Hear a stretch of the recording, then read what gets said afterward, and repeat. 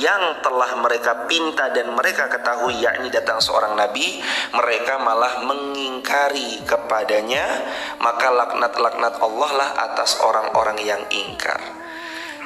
Di ayat ini mereka tuh biasa minta, ayo dong, mana datang nabi dan rasul.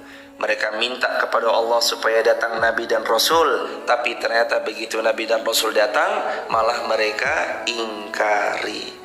Mereka minta kepada Allah pertolongan dari Allah. Allah tolong mereka dengan Allah kirimkan utusan-utusannya, tapi malah mereka mengingkari. Mereka meminta kepada Allah agar supaya mereka diberi kemenangan. Allah kemudian memberikan kemenangan dengan diutusnya nabi-nabi dan rasul-rasul atas mereka, tapi lagi-lagi mereka malah mendustakannya. Jadi kalau ada orang meminta, saya mau dong dapat petunjuk kebenaran, sudah diberitahu petunjuk kebenaran malah justru diingkarinya, nggak ada jauh bedanya dengan Bani Israel. Karakter ini sudah banyak di ayat-ayat sebelumnya. Ingkar janji, mendustakan para nabi, membunuh para nabi, suruh masuk dengan keadaan sujud ke Baitul Maqdis malah membelakangi, dikasih nikmat manna wassalwa malah mereka lupakan. Karakter-karakter seperti ini karakter-karakternya orang-orang kufar dari Bani Israel. Fala'natullah 'alal kafirin, maka laknat Allah lah atas mereka-mereka yang ingkar. Pengingkaran terhadap kebaikan dan petunjuk datangkan murka dan laknatnya Allah. Jamaah nggak ada orang yang taat lalu kemudian hatinya gelisah, hampir-hampir nggak ada, kecuali ketaatan menghadirkan ketenangan. Kata baginda Rasulullah yang mulia riwayat Muslim, fa innal khaira tuma'ninah wa inna syarra ribah. Ya,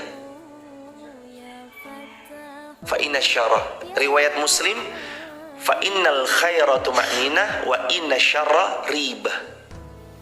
Yang fujar mungkin ada tapi riwayat yang lain, tapi yang riwayat Muslimnya fa innal khaira tuma'ninah wa inna syarra ribah. Aw wa innal fujar, fujar artinya fajir, kefajiran. Syarra artinya keburukan.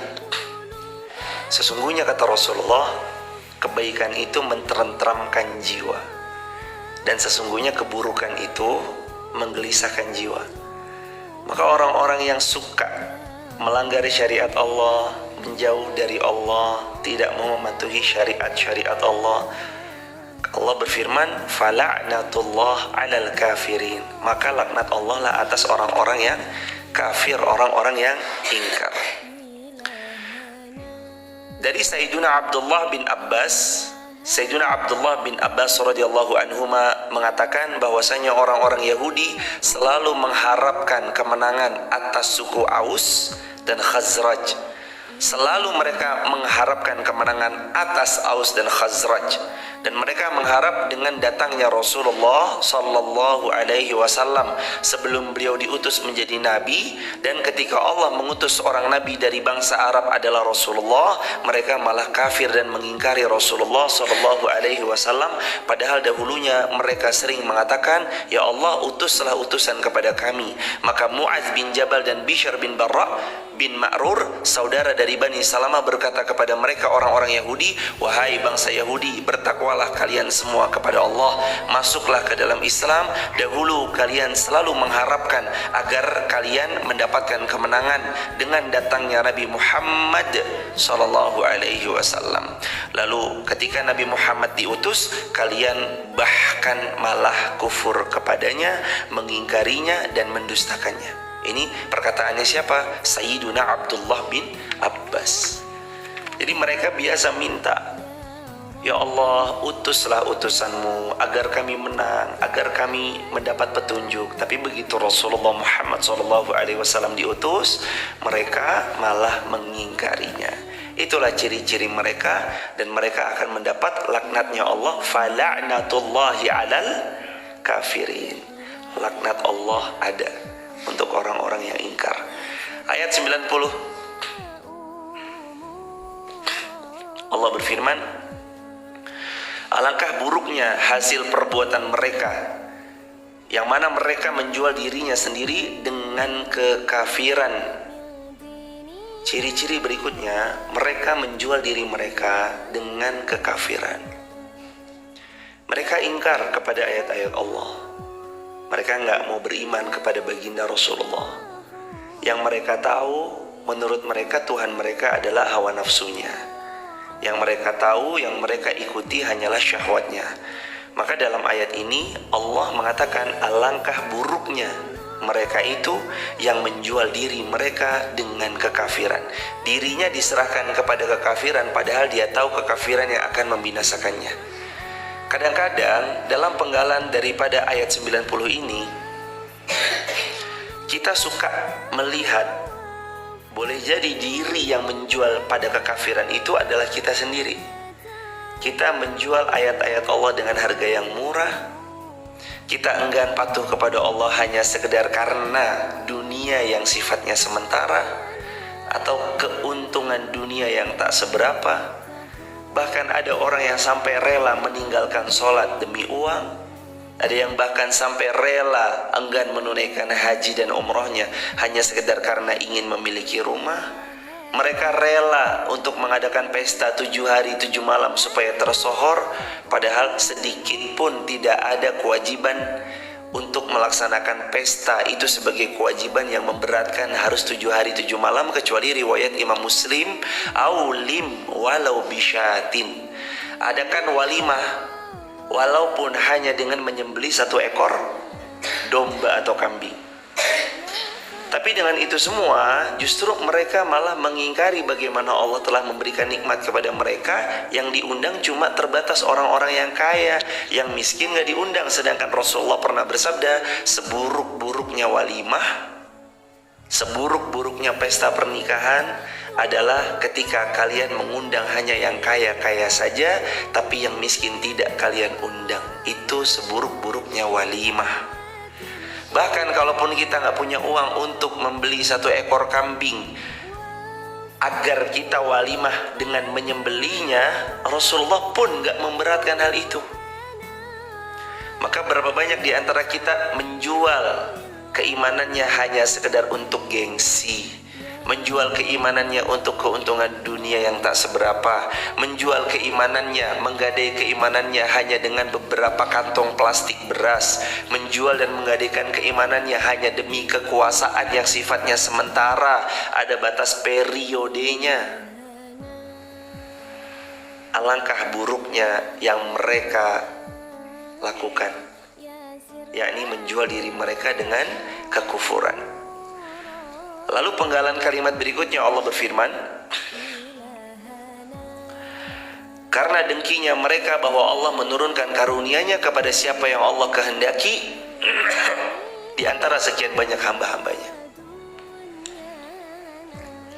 Mereka dengki, nggak sukanya mereka kalau ternyata Allah utus Nabi dan Rasul bukan dari golongan mereka, tapi Allah utus sesuai dengan siapa yang Allah kehendaki.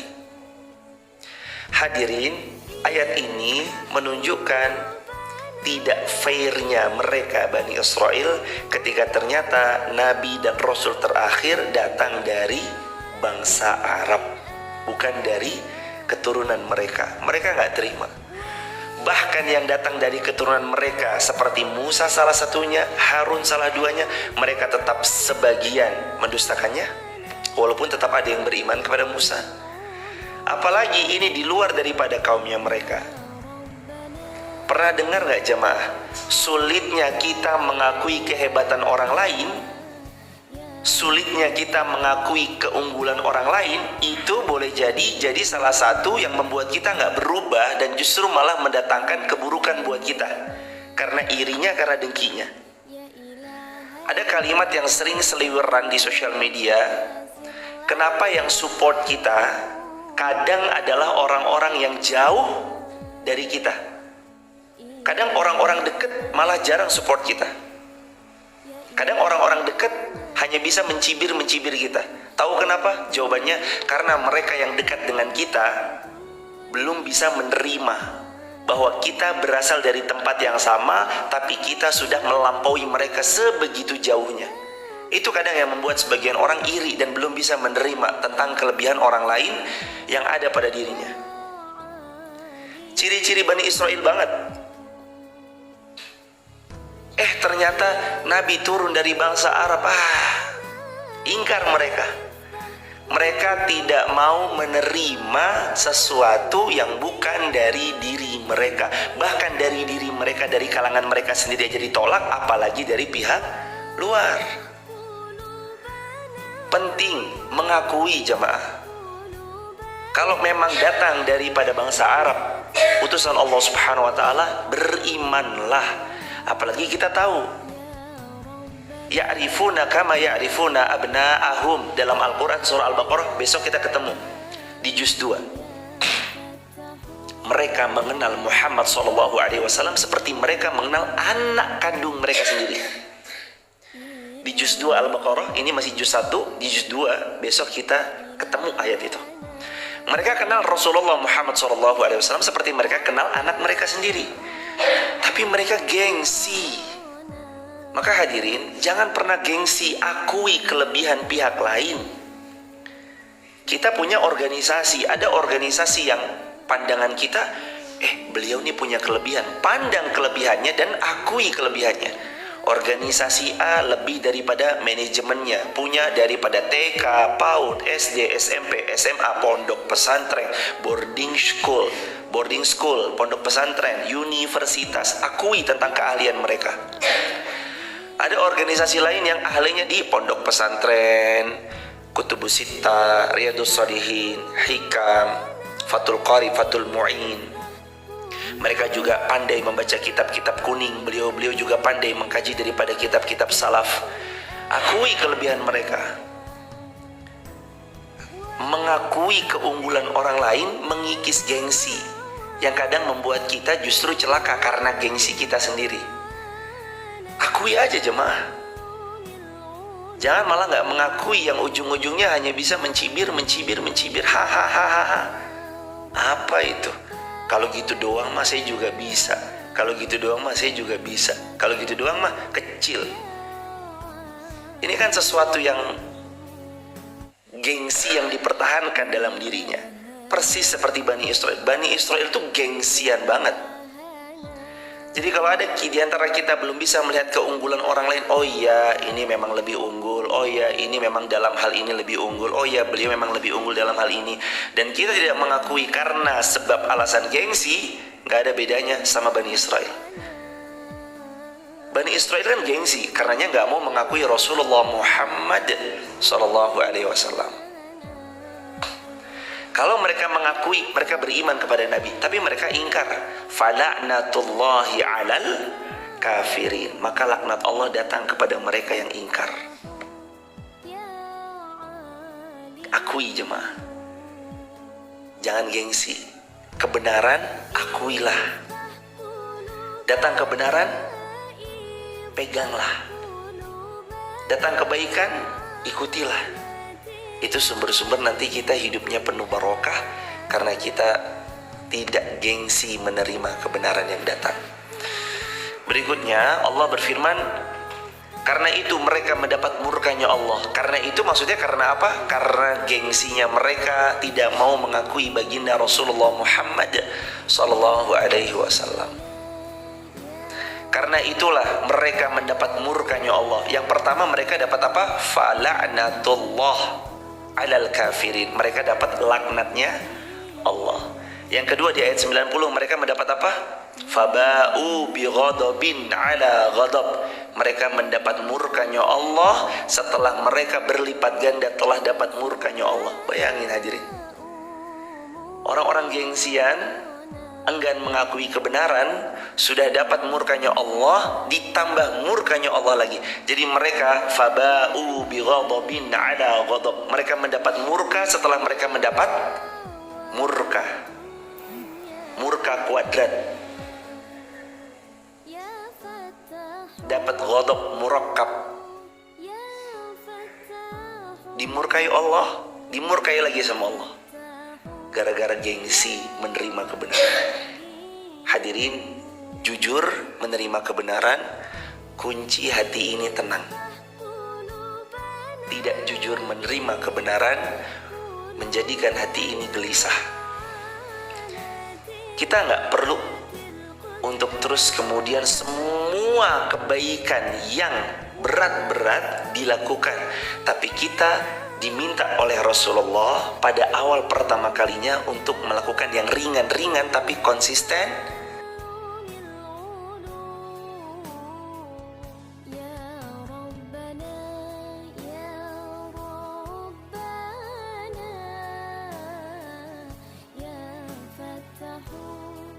Rasulullah punya sekian ribu atau sekian belas ribu teladan-teladan kebaikan.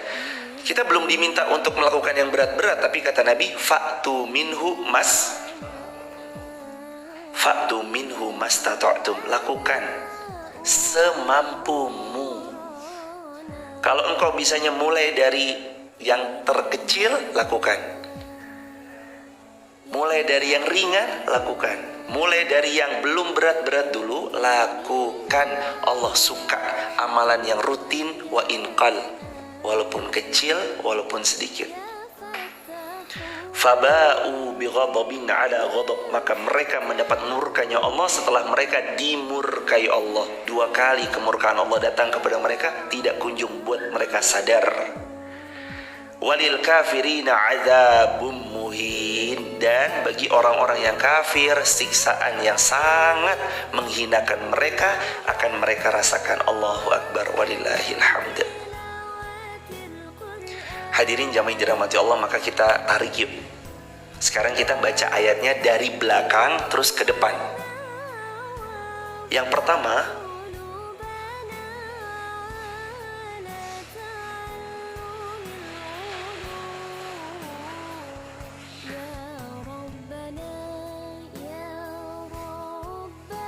jazakumullah khair. Yang pertama jamaah, siapa yang mendapat laknat-laknatnya Allah? Fala'natullah 'alal kafirin. Siapa yang dimaksud laknat Allah atas orang-orang yang ingkar? Bani Israel. Atas perbuatan apa mereka mendapat laknat Allah di ayat 89? Karena apa? Karena mendustakan Nabi, padahal mereka minta, ya Allah, utus utusanmu agar kami meraih kemenangan dari suku Aus dan Khazraj. Setelah Allah utus Nabi Muhammad SAW, mereka malah gak mau beriman. Yang pertama itu. Yang kedua, mereka dapat murkanya Allah gara-gara apa? Gengsi. Dapat murka Allah gara-gara gengsi. Orang gengsian dimurkai Allah. Gengsi terhadap kebenaran. Kalau dia gengsi menjaga ifa dan izah, lain cerita. Dia menjaga izahnya untuk tidak meminta-minta. Kenapa nggak minta-minta? Gengsi, nggak apa-apa. Menjaga ifa dan izahnya sebagai seorang muslim. Tapi gengsi atas kebenaran, gengsi atas datangnya suatu yang hak, ini yang membuat mereka mendapat murkanya Allah di atas murkanya Allah. Faba'u bi ghadabin ala ghadab. Mereka sudah dapat murka dan mereka dimurkai lagi oleh Allah Subhanahu wa taala. Rasulullah sallallahu alaihi wasallam bersabda, beliau bersabda, yuhsyarul mutakabbiruna yaumal qiyamah amsaladzar fi suwarin nas. Pada hari kiamat orang-orang yang sombong akan digiring oleh Allah seperti semut-semut kecil dalam bentuk manusia. Orang-orang yang sombong Allah giring dalam bentuk semut-semut yang kecil, padahal mereka manusia. Ya'luhum kullu syai' minas sigar hatta yadkhulu sijnan fi jahannam yuqalu lahu bulas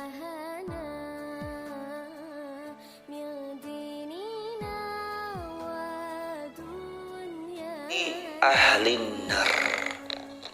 Kata Rasulullah, pada hari kiamat Orang-orang yang sombong akan digiring seperti semut-semut kecil, padahal mereka adalah manusia yang mereka akan Allah timpakan kehinaan di setiap sisi dan keadaan mereka, hingga mereka masuk di penjara di dalam neraka jahanam yang bernama neraka bulas, dan mereka diliputi oleh api neraka dari segala jenis api neraka. Mereka diberi minum dengan tinatul khabal, yaitu cairan nanah dari penghuni neraka yang diminumkan pada mereka. Tinatul khabal, nanah penghuni neraka. Na'udzubillahi min dzalik. Allahumma inna nas'alukal jannah wa na'udzubika minan nar. Allahumma inna nas'alukal jannah wa na'udzubika minan nar. Allahumma inna nas'alukal jannah wa na'udzubika minan nar. Tinatul khabal. Sombong, al-kibriya batarul haqq wa ghamtun nas. Apa sih sombong? Pakai jam tangan bagus, pakai tas yang mahal, pakai kendaraan yang prima, punya rumah yang mewah, punya jabatan yang tinggi. Bukan. Itu nggak ada sangkut pautnya dengan kesombongan. Al-kibriya batarul haqq wa ghamtun nas. Kata Rasulullah, sombong itu dua. Betul, batarul haqq, menolak kebenaran, itu yang pertama. Yang kedua, wa ghamtun nas, merendahkan orang lain. Jabatan bisa menjadikan orang sombong kalau jabatannya menghantarkan dia merendahkan orang lain. Rumah megahnya bisa menjadikan dia sombong kalau dengan rumah megahnya membuat dia merendahkan orang yang dengan rumah yang di bawahnya. Jam tangannya bisa membuat dia jadi sombong kalau dengan jam tangan mewahnya, jam tangan mahalnya merendahkan orang dengan jam tangan yang harganya lebih murah di bawahnya. Manakala dia merendahkan orang lain dengan apa yang ada pada dirinya, sombong. Manakala dia menolak kebenaran, sombong. Jadi sombong itu tidak identik dengan sandalmu, sarungmu, jasmu, pecimu, jabatanmu, hartamu, motor yang kau tunggangi, mobil yang kau punyai, ataupun rumah megah yang kau miliki. Tidak sama sekali. Sombong bukan berkaitan tentang itu. Karena dalam Islam diperbolehkan. Punya kendaraan yang prima, boleh. Kendaraan Nabi, kendaraan paling prima. Punya rumah yang nyaman, boleh. Rumahnya Nabi nyaman. Walaupun tidak besar, sangat sederhana, tapi nyaman. Punya jabatan yang tinggi, dipersilahkan. Dengan jabatan itu Anda tunggangi meraih syurganya Allah. Tapi tidak serta-merta dengan semua itu merendahkan orang lain atau menolak kebenaran. Karena sombong adalah batarul haqq wa ghamtun nas, menolak kebenaran dan merendahkan orang lain. Lebih-lebih Rasulullah pernah bersabda, la yadkhulul jannah, tidak akan pernah masuk surga. Siapa mereka? Siapa yang dalam hatinya mithqala dzarratin min kibr, ada kesombongan walaupun sebiji zarrah, walaupun cuma sebiji sawi, dia sombong, la yadkhulul jannah, kata Rasulullah. Apa yang mau disombongi? Rumahmu bukan milikmu, titipan Allah. Apa yang mau disombongi? Kendaraan yang kau tunggangi bukan milikmu, itu titipan Allah.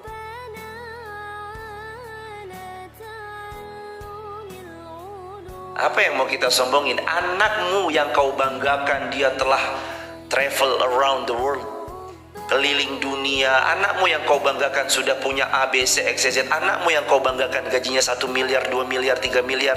Itu bukan milikmu, itu titipan Allah.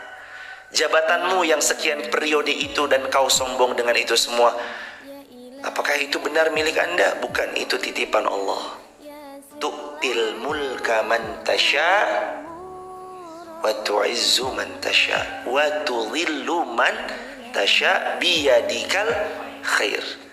Allah beri kuasa kepada siapa yang Allah mau, Allah cabut kuasa dari siapa yang Allah mau. Kebaikan ada dalam genggaman Allah. Jangan sombong. Ilmu, ayo. Saya capek loh sekolah, saya ini loh, saya itu loh, saya bahkan sampai doktor. Itu titipan Allah, bukan punya Anda. Mudah bagi Allah walau Anda sudah S2, S3, S4, S5, S6, S7, S8, S22. Ada tambahin ultra di belakangnya. Mudah buat Allah, sekali sentil hilang semua hafalan yang selama puluhan tahun Anda hafal. Allah buat kepala Anda terbentur sesuatu, jegler, lupa semuanya. Anda nggak hafal apa yang dulu hadis banyak ribuan itu Anda hafal. Quran yang Anda hafal bisa hilang seketika. 30 juz yang Anda hafal hilang. Kalau Allah berkehendak, kun fayakun. Apa yang mau disombongin? Yuhsyarul mutakabbiruna yaumal qiyamah amsaladzarri fi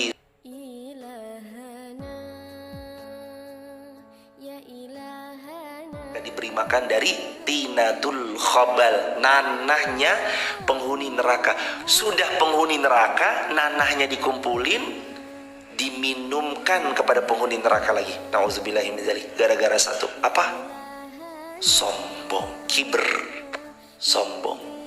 Wahai kaum muslimin yang menyaksikan lewat tayangan TikTok, YouTube, Instagram, atau lewat tayangan manapun, juga jamaah kami yang kami hormati, yang kami cintai, yang kami sayangi, jamaah Masjid Fatimah Garung Wonosobo yang selalu Allah tolong untuk istiqomah setiap subuh membersamai sama-sama belajar di pagi ini.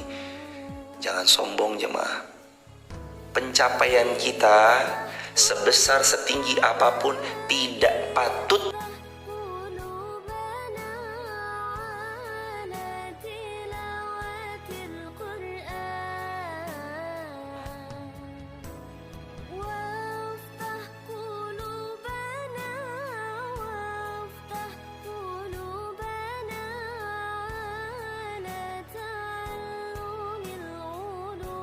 bukan kitanya yang berperan, tapi semua atas pertolongan Allah.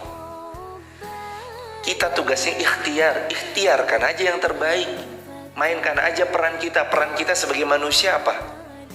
Ikhtiar. Tapi ikhtiar kita bisa berikhtiar itu semua atas pertolongannya Allah. Jangan sombong. Punya ilmu jangan sombong. Punya rumah jangan sombong, punya tanah jangan sombong, punya mobil jangan sombong, punya motor jangan sombong, punya kuasa jangan sombong, sedang menjabat beberapa periode ini jangan sombong. Hartamu banyak berlimpah jangan sombong, itu Allah titipkan. Kenapa hartanya kita banyak di kantong kita, bukan di kantongnya orang lain? Kenapa rezeki datang berlimpah ke rekening kita, bukan ke rekeningnya orang lain? Tahu kenapa? Karena Allah yakin di rekening kitalah, di tangan kitalah, rezeki itu akan digunakan untuk menolong agama Allah. Karenanya Allah titipin di rekening kita, bukan rekening yang lain. Di dompet kita, bukan dompetnya orang lain. Karena Allah yakin di tangan kita, ini pasti manfaat. Uang 2 miliar di tangan orang salih dengan uang 2 miliar di tangan orang fajir beda. Jadi apa 2 miliar di tangan orang fajir? Habis memfasilitasi maksiat. Entah dia maksiat dirinya sendiri atau dia memfasilitasi maksiat buat orang lain. Tapi 2 miliar di tangan orang yang salih jadi apa jemaah? Menjelma menjadi tanah yang lapang, dibangun di atasnya sebuah pondok pesantren, dibangun di atasnya sebuah masjid, dan yang lain sebagainya. Maka benar kalau kata Al-Imam Al-Hafiz Ibnu Katsir rahimahullah, ni'mal mal biyadi abdi salih. Sebaik-baik harta ada di tangannya orang yang salih. Pernah dengar ceritanya Al-Imam Muhammad bin Idris Asy-Syafi'i ketika bersambang ke rumahnya muridnya Abu Hanifah yang bernama Imam Abul Hasan Asy-Syaibani. Masuk Imam Syafi'i ke rumahnya Imam Abul Hasan Asy-Syaibani. Tenggelam mata kakinya di permadani daripada karpet-karpet yang begitu tebalnya. Tercengang Imam Syafi'i. Ini ulama tapi luar biasa ya. Lalu terus kemudian masuk ke ruang tengah, di mejanya ada banyak emas-emas kepingan. Lalu Terus kemudian Imam Syafi'i bertanya, wahai Abul Hasan Syaibani, wahai Imam Abul Hasan Syaibani, Anda banyak betul hartanya. Terus kata Imam Abul Hasan Syaibani, ya udah harta ini saya kasih kepada pelacur aja gimana? Woi, jangan. Ya sudah, harta yang banyak ini saya kasih kepada penjudi aja gimana? Oh ya jangan. Ya udah, harta ini saya kasih kepada peminum khamr gimana? Jangan. Terus siapa yang patut memegang harta sebanyak ini? Anda saja wahai imam. Begitu kata Imam Syafi'i. Hadirin jamaah yang dirahmati Allah, Islam gak larang Anda jadi kaya. Islam gak larang Anda sukses dunianya. Sahabat Nabi banyak yang kaya, bukan miliarder. Catat, bahkan 3 nama ini triliuner. Zubair bin Awam, Sayyiduna Zubair bin Awam, Sayyiduna Abdurrahman bin Auf, dan Sayyiduna Utsman bin Affan. Sayyiduna Abu Bakar, Sayyiduna Umar miliarder, lainnya triliuner. 3 ini triliuner, lainnya miliarder. Siapa bilang sahabat Nabi miskin semua? Betul ada yang miskin, betul ada yang papa, betul ada yang kurang, betul ada yang bahkan fokusnya adalah ngaji, kerja enggak, seperti Sayyidina Abu Hurairah radhiyallahu anhu. Tapi apakah enggak ada di antara sahabat Nabi yang kaya raya? Ada. Apakah Nabi melarangnya? Utsman, kamu enggak boleh jadi triliuner. Zubair, kamu enggak boleh jadi triliuner. Abdurrahman bin Auf, kamu enggak boleh jadi triliuner. Pernah Nabi larang begitu? Enggak pernah. Utsman diperkenankan menjadi triliuner, Zubair pun demikian, Sayyidina Abdurrahman bin Auf pun demikian. Tapi Rasulullah tahu mereka adalah orang-orang salih yang ketika Allah titipkan harta, disumbang harta itu untuk menolong agama Allah. Terbukti perang Tabuk, berapa sedekahnya Sayyidina Utsman bin Affan? 960 ekor unta, 40 kuda. Untanya unta terbaik, kudanya kuda terbaik. Plus membawa yang pertama 1000 dinar, yang kedua 10.000 dinar, totalnya 11.000 dinar. 1 dinar 4 juta, kalikan aja. 4 juta kali 11.000 dinar. Itu baru sedekahnya Sayyidina Utsman di perang Tabuk, belum di perang yang lain. Allahu Akbar. Seperti itulah kalau harta ada dalam genggaman orang yang saleh seperti Sayyidina Utsman bin Affan. Maka kembali dalam bahasan jangan sombong. Ayat ke-90, jangan sombong. Kita nih dititipi lah kok sombong. Wagu banget ya jemaah. Heran kadang-kadang ada orang kaya raya kok sombong kekayaannya itu, padahal Allah yang titipkan kepadanya. Heran kadang-kadang orang berilmu kok sombong. Al-Quran aja turun gratis.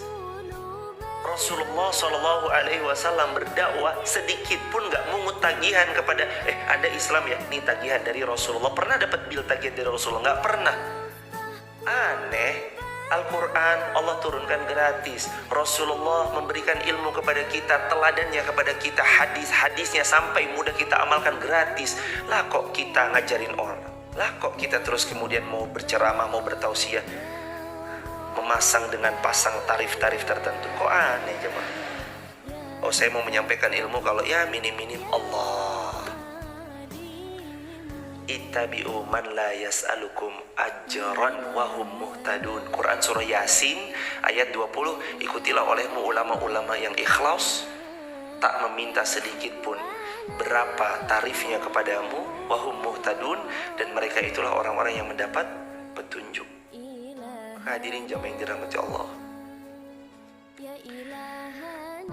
luar biasa nih fenomena-fenomena yang kadang terjadi. Semoga Allah lindungi kita semua dari hal itu, amin ya rabbal alamin. Next, ayat 91. Wa idza qila lahum aminu bima anzalallah qalu nu'minu bima unzila alaina wa yakfuruna bima wara'ahu wa huwal haqqu musaddiqan lima ma'ahum qul falima taqtuluna anbiya Allah min qablu in kuntum mu'minin.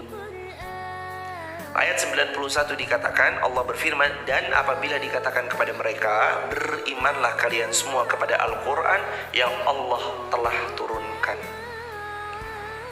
Allah perintahkan suruh apa hadirin? Beriman kepada siapa? Al-Quran. Suruh beriman kepada Al-Quran. Apa makna iman kepada Al-Quran? Di sini dijelaskan oleh para ulama, beriman kepada Al-Quran, membacanya. Saya rangkumkan perkataan dari banyak ulama.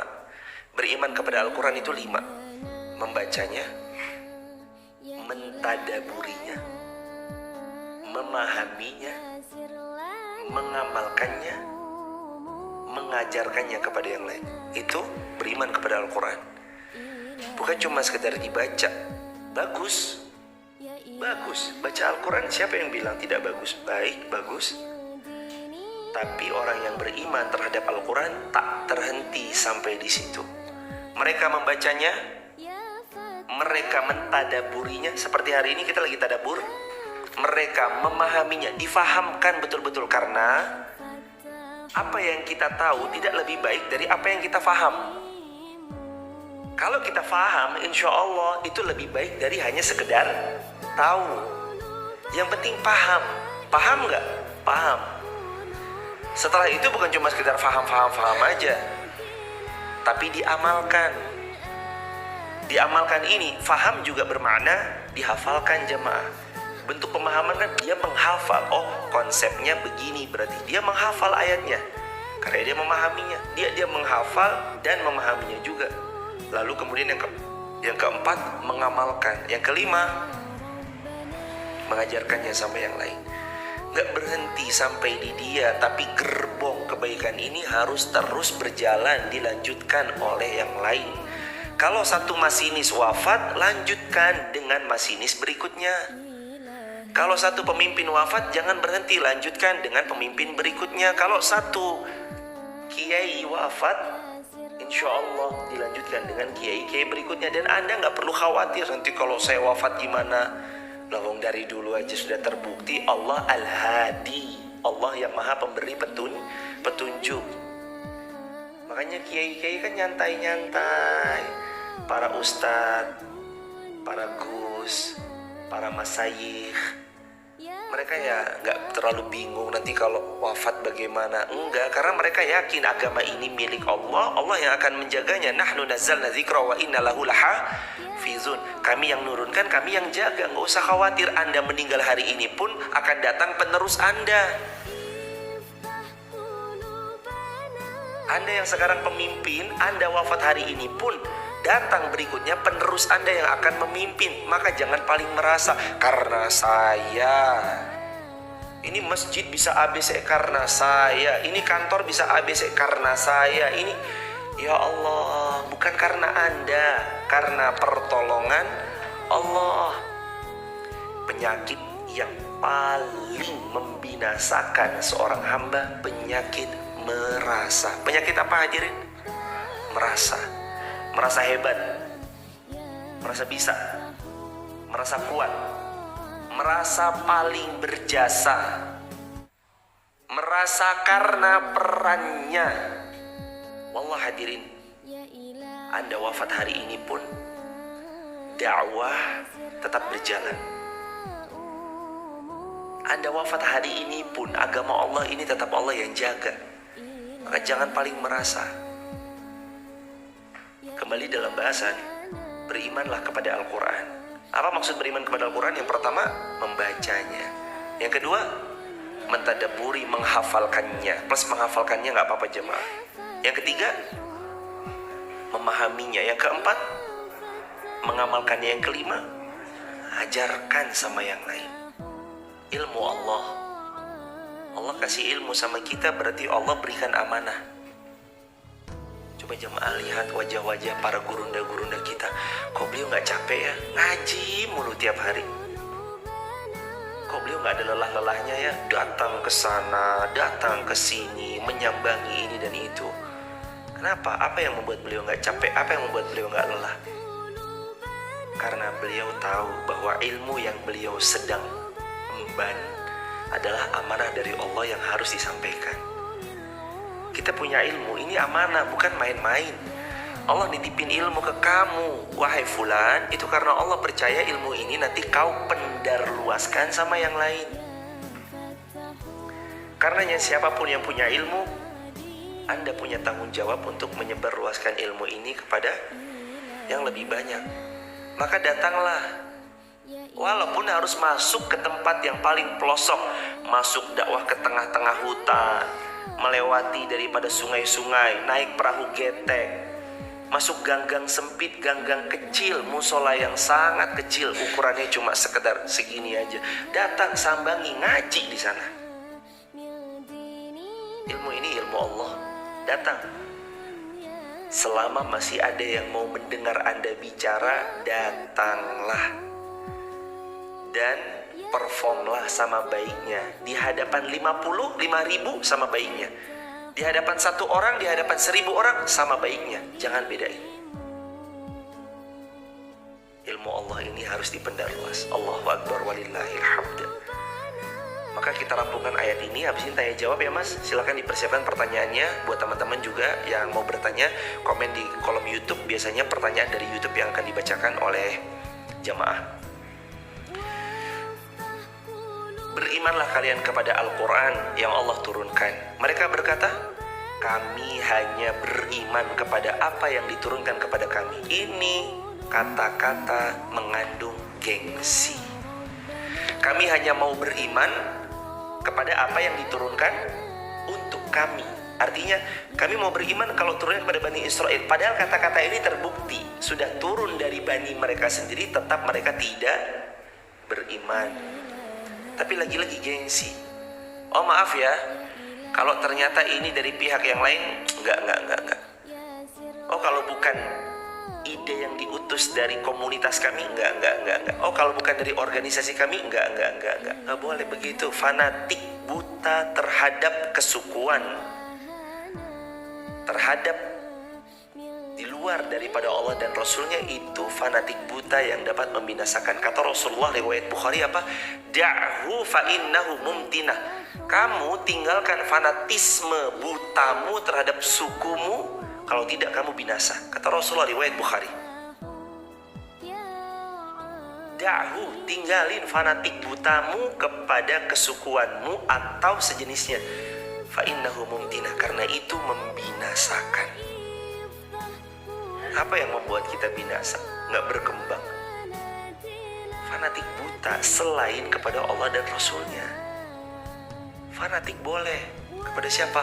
Allah wa Rasuluh dan Rasulnya.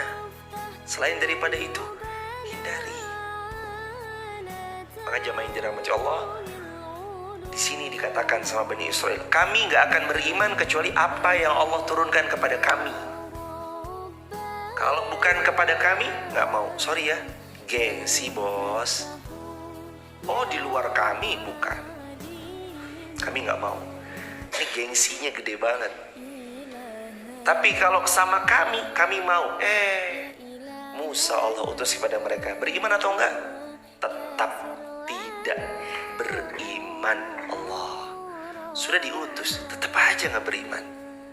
Emang dasarnya gengsi mah, gengsi aja. Itu hadirin. Dan mereka kafir kepada Al-Quran yang Allah turunkan kepada mereka, sedangkan Al-Quran adalah kitab yang haqq, yang membenarkan apa yang ada pada mereka dan kitab-kitab sebelum mereka. Jadi Al-Quran, setelah Al-Quran turun, semua umatnya Nabi siapapun harus beriman kepada Nabi Muhammad SAW. Semua umatnya Rasul siapapun harus beriman kepada Rasulullah Muhammad SAW. Tidak boleh ada yang menolaknya kecuali dia menjadi kufur. Al-yawma akmaltu lakum dinakum wa atmamtu alaikum ni'mati wa raditu lakumul islama dinan. Islam, bukan yang lain. Berikutnya, kalimat masih ayat yang sama ya jemaah, tapi kalimat penggalan berikutnya. Katakanlah, mengapa dahulu kamu membunuh nabi-nabi Allah jika kamu benar beriman kepada apa yang Allah turunkan dari golongan kalian? Artinya Allah skakmat mereka. Allah beri pertanyaan, tapi pertanyaan ini justru menohok mereka. Kalau begitu, kalau kamu dulu benar beriman kepada Nabi yang kami utus dari golonganmu, dari Bani Israel, kenapa kamu malah mendustakan Musa, mendustakan Harun, mendustakan Isa. Kenapa kamu nggak beriman? Sungguh sama saja jemaah. Diperingatkan, tidak diperingatkan, tetap mereka menjadi kufur. Dalam ayat Al-Baqarah kita telah bahas di ayat-ayat pertamanya, masih ingat nggak? Di ayat pertama-tamanya masih ingat? A'anzartahum am lam tunzirhum la yu'minun. Di ayat-ayat Al-Baqarah awal kemarin kita sudah sama-sama mengkaji itu dengan tafsirnya juga. Mereka tuh sama aja, sawaun alaihim. Di ayat yang keberapa? Innal ladzina kafaru, ayat yang ke-6, innal ladzina kafaru sawaun alaihim a anzartahum am lam tunzirhum la yu'minun. Emang dasarnya kufur mah kufur. Dasarnya suka ingkar. Nauzubillahnya itu terjadi. Nauzubillahnya kalau itu terjadi sama diri kita. Kita yang suka kufur, kita yang suka ingkar, jangan hindari. Sampai sini dulu kajian kita. Besok kita tidak bahas tafsir Al-Quranul Azimnya Imam Ibnu Katsir, tapi besok kita bahas tentang pembatal syahadat, pembatal keimanan. Dan mohon izin, hari Sabtu kami belum bisa membersamai subuh syuruk di Garung karena kami harus safar ke Yogyakarta. Safarnya sejak Jumat Maghrib. Jadi Jumat sore kami masih di sini, Jumat Maghrib kami safar ke Jogja.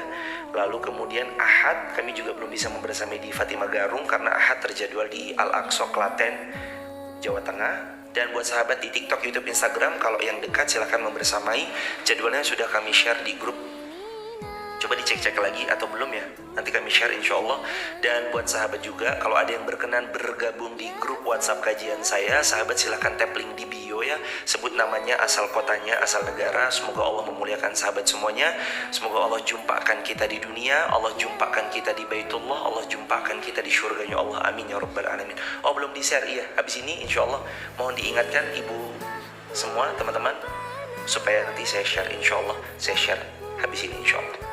Waktu dan tempat untuk tanya jawab dipersilakan.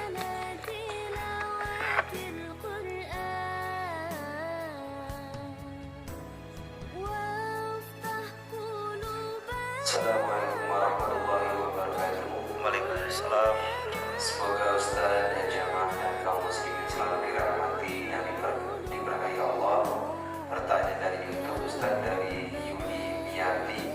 Assalamualaikum Ustaz, mau izin bertanya, apakah kita wajib menolong atau membantu rekan kerja sedangkan kita juga pas-pasan, serta kita jika kita tidak dapat membantunya Ustaz? Jazakumullah khairan Ustaz. Wa jazakumullah khairan jazak. Semoga Allah memuliakan yang bertanya suara besar dan suruh kaum muslimin dimanapun berada.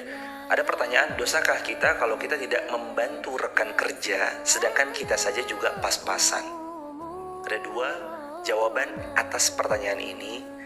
Pertanyaan tersebut dijawab langsung oleh Al-Quran, di mana Allah berfirman di Quran surah Al-Hasyr ayat yang ke-9, wa yu'thiruna ala anfusihim walau kana bihim khasasah. Ini tingkat iman yang sangat tinggi yang dimiliki oleh kaum Ansor. Wa yu'thiruna ala anfusihim walau kana bihim khasasah. Mereka mendahulukan saudaranya padahal mereka sendiri kekurangan, mereka sendiri butuh. Ini iman yang paling tinggi, luar biasa. Kalau sampai kita ada di titik itu, kita butuh, kita kurang, tapi kita membantu orang lain, luar biasa. Ini the best. Tapi tidak berdosa juga kalau ada rekan kerja hendak memohon pertolongan meminjam uang dan kita tahu kondisi keuangan kita ini sedang mau dipakai, tidak kita pinjami juga tidak berdosa, tidak mengapa. Jadi yang pertama, kalau memang luar biasa seperti Al-Hasyr tersebut silakan. Kalaupun mau seperti nomor 2 itu juga tidak mengapa. Tidak meminjami tidak berdosa. Sekali lagi ya jamaah, tidak meminjami tidak berdosa. Tapi kehilangan momentum untuk menolong orang. Kalau orang datang minta tolong sama kita, itu sebenarnya Allah lagi gerakin dia untuk minta tolong sama kita karena Allah pilih kita supaya bisa bantu dia.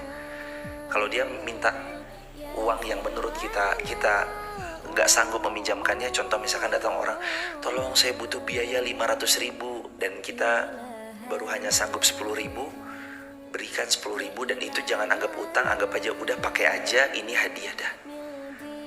Kalau memang kita nggak mau menghutangi orang lain. Barakallahu fikum. Semoga kita selalu bisa menolong orang jemaah.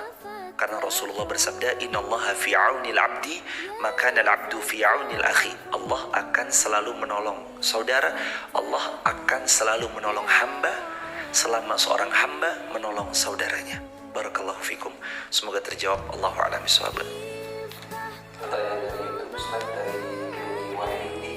Assalamualaikum Ustaz, mohon izin bertanya, sebagai seorang muslim, standar akidah seorang muslim itu seperti apa Ustaz? Jazakumullah Ustaz. Wa jazakumullah khairan jazaa. Semoga Allah memuliakan yang bertanya semoga besar seluruh kaum muslimin dimanapun berada. Rasulullah pernah bersabda, Ma ana alaihi wa ashabi. Apa yang aku dan sahabat-sahabatku ada di atasnya. Maka perlahanlah untuk terus mempelajari tentang ilmu agama ini.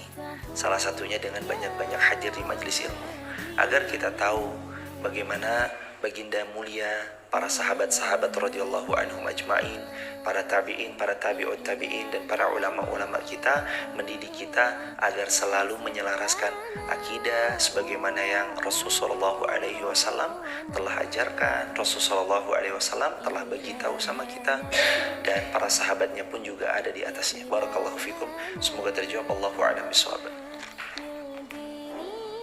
Bismillahirrahmanirrahim.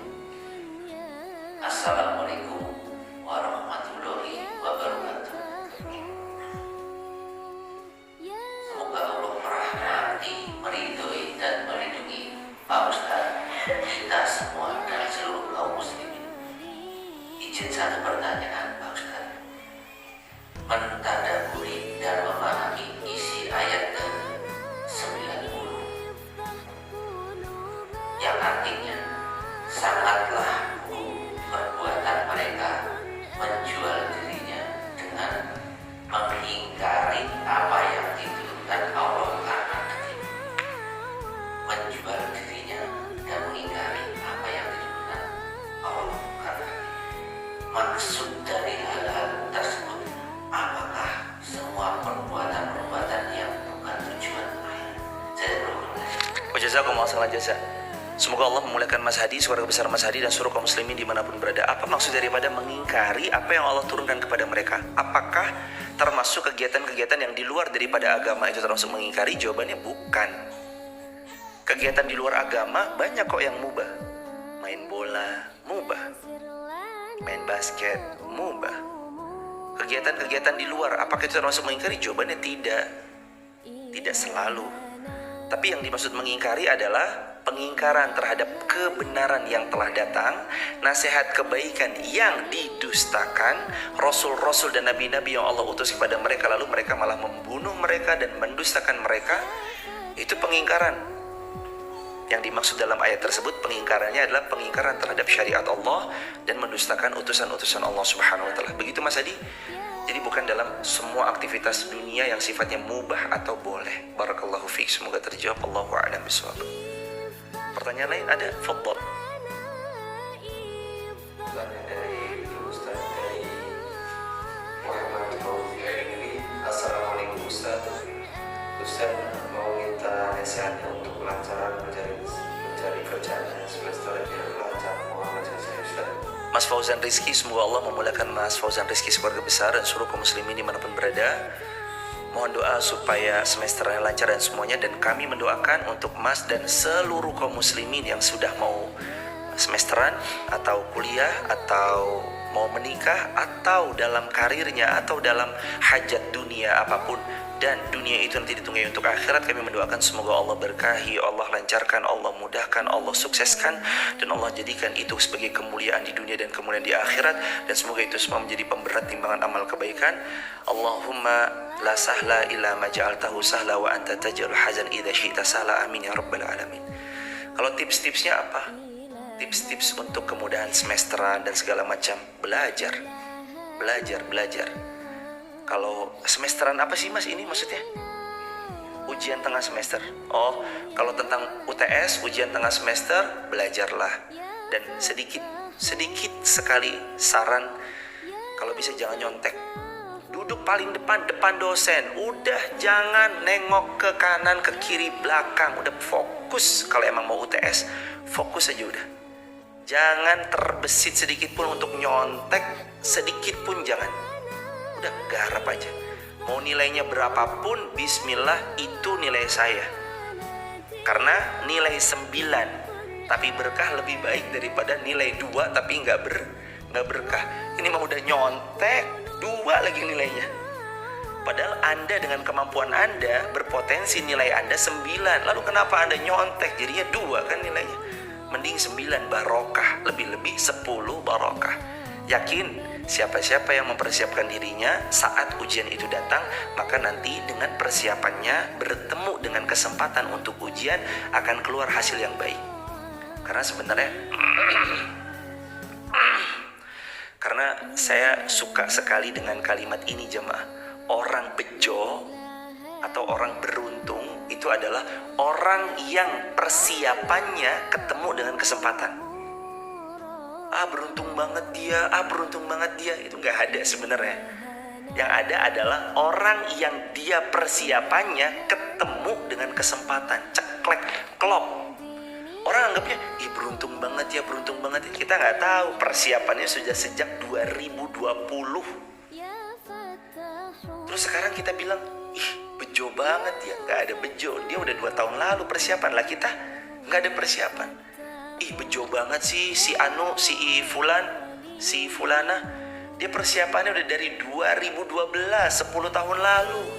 Terus kita masih bilang bejo? Enggak. Mereka persiapannya sudah sepanjang itu, lalu Allah jumpakan dengan kesempatan. Dan kesempatan selalu akan berpihak kepada yang lebih siap daripada yang gak siap. Sama, ujian juga iya. Hasil ujian terbaik hanya berpihak kepada yang siap, bukan yang gak siap. Jadi raihlah keberhasilan dengan persiapan. Gak ada sukses dalam waktu semalam.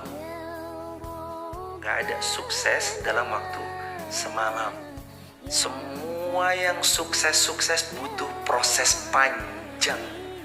Gak sebentar. Butuh proses panjang, gak sebentar. Ada yang 5 tahun, ada yang lebih daripada 5 tahun. Tapi di tengah prosesnya sabar gak kita? Sabar dengan hinaan, fitnahan, cacian, makian, bulian, orang-orang yang cibir di belakang, orang-orang terdekat yang kadang malah menjatuhkan. Siap gak?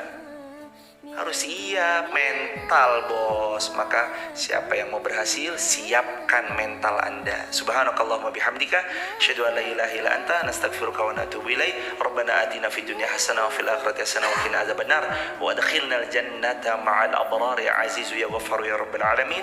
Subhana rabbika rabbil izzati amma yasifun wa salamun alal mursalin walhamdulillahi rabbil alamin.